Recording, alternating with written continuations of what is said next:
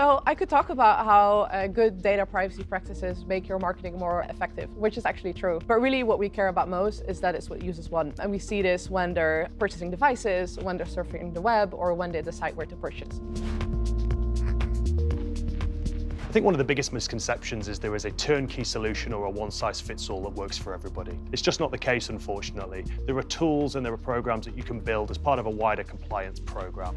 Another misconception some people have about privacy is that this is a set and forget regime. Unfortunately, that's the reality. You need a constant monitoring and compliance program to make sure that what you've put in place continues to meet your legal and regulatory requirements. I think the biggest misconception I see is that people see privacy and marketing as a zero-sum game. One has to fail in order for the other to succeed, but that's not the case. They can both succeed together.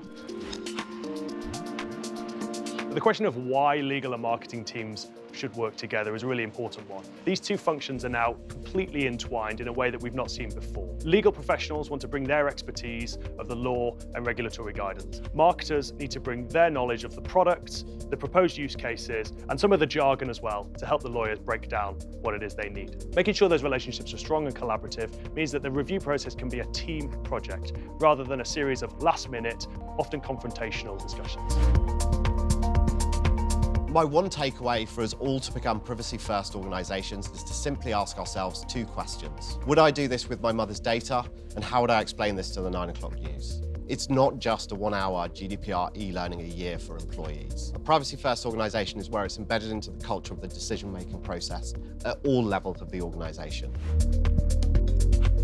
AI is bringing increased complexity into the privacy landscape. Greater amounts of personal data are being used in order to train the models that sit behind it. It's really important that we as organisations put the efforts in to understand the data that is being stored and how it's being used. Treat your consumers like human beings. Make sure you're transparent in what you do with their data.